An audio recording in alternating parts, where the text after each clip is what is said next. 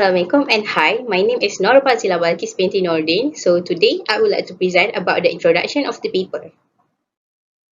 I would like to start with the introduction. So let's get started with the first set of slides. The reason we are choosing this paper is because lately, cases involving noise-induced hearing loss has become the public's attention due to the increasing of cases yearly according to the Department of Occupational Safety and Health. The highest number of cases was reported in the year of 2016 with 2,876 cases, which represents 74.5% increasement of cases from the previous year. This paper also highlighted that a proper education and training on noise exposure need to be exposed to the workers, beside then the importance of hearing protection devices usage in the workplace. So basically, this paper explained about a study that was conducted to investigate the noise exposure level and hearing symptoms among laundry workers and mechanical cutter that has been exposed to noise in a teaching hospital. By using convenient sampling method, this study involved 20 laundry workers and 70 mechanical cutters, which has been measured their noise exposure levels via noise dosimeter for 8 hours.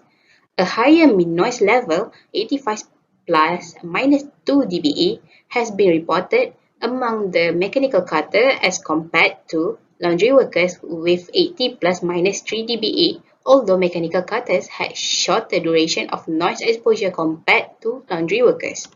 The study also resulted in 14 of laundry workers and 6 mechanical cutters having hearing problem in noisy background. Hi, Assalamualaikum. I am Nur'Ain Sabarina, binti Elias. Next, I would like to present about methodology and also the results and findings. Next, I would like to present about methodology.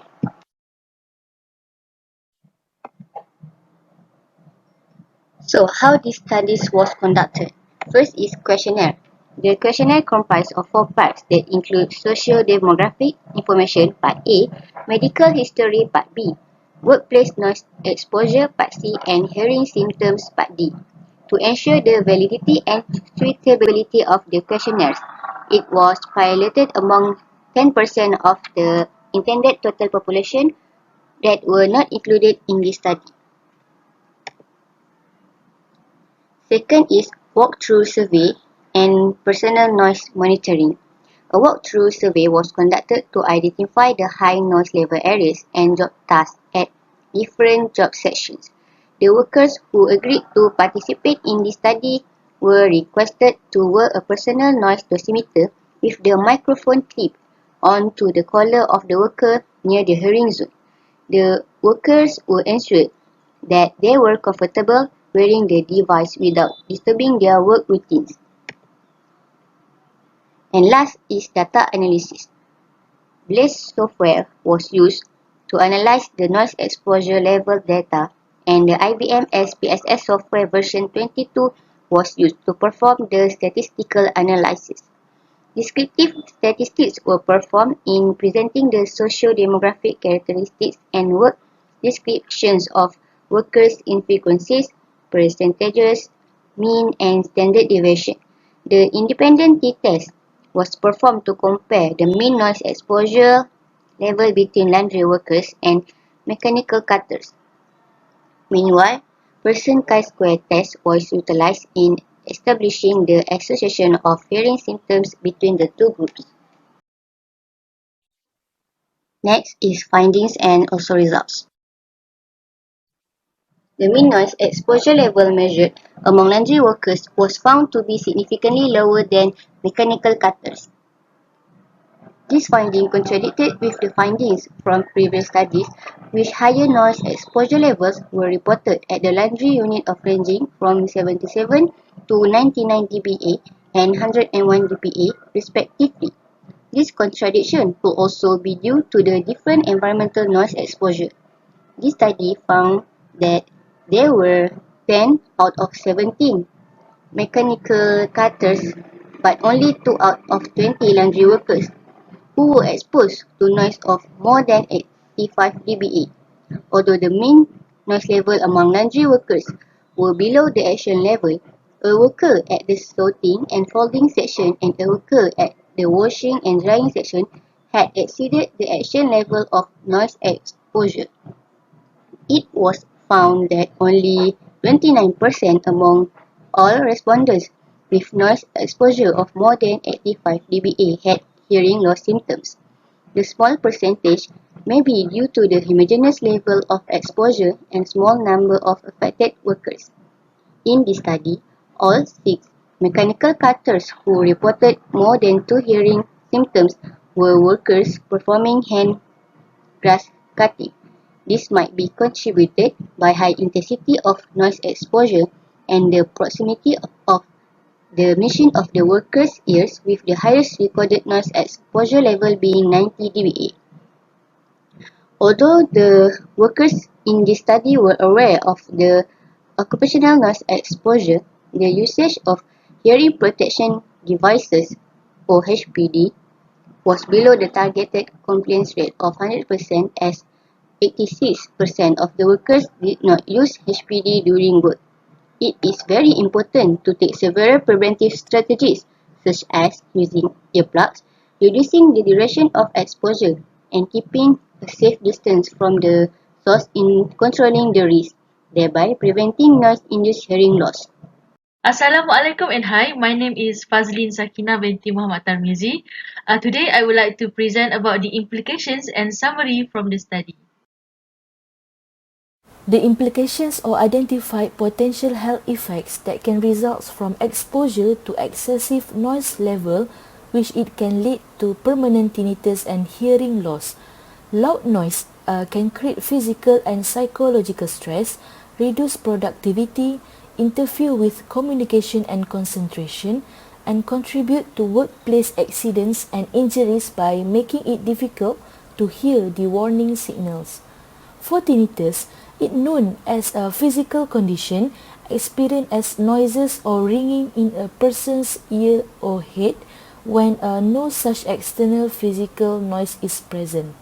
Most of the time, tinnitus isn't a sign of a serious health problem, although if it's loud or doesn't go away. But tinnitus also can cause fatigue, depression, anxiety, and problems with memory and concentration. It also can be a source of real mental and emotional anguish.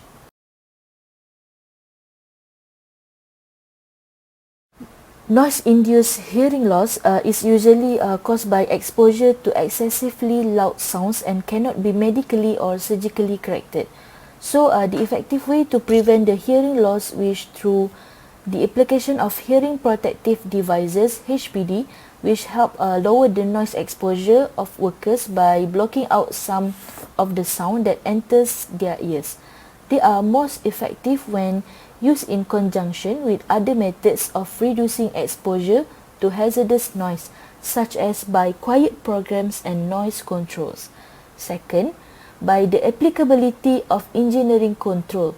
Engineering controls require physical changes to the workplace, such as redesigning equipment at the noise source or along the transmission path to reduce the exposure of worker to high magnitude of noise.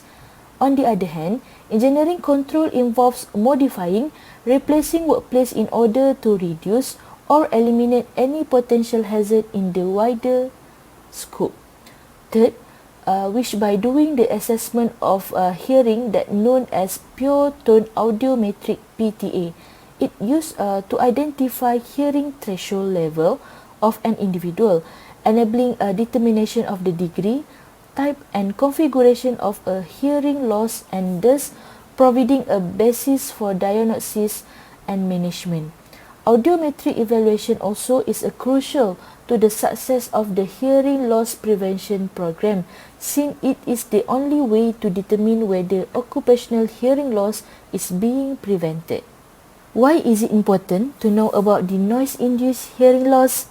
Because noise-induced hearing loss is known as the second most common form of sensorineural hearing deficit after by the presbycusis that known as age-related hearing loss. It also begins at the higher frequencies, which from 3000 to 6000 hurts, and develops gradually as a result of chronic exposure to excessive sound level. It also can result from a one-time exposure to a very loud sound, blast, or impulse, or from listening to loud sounds over an extended period. The symptoms may last minutes, hours, or days after noise exposures end, but even if your hearing returns to normal, cells in the inner ear may still be destroyed. If enough healthy cells are left, your hearing will eventually come back, but as more cells are destroyed over the time, hearing loss can become permanently. That's all from us. Thank you.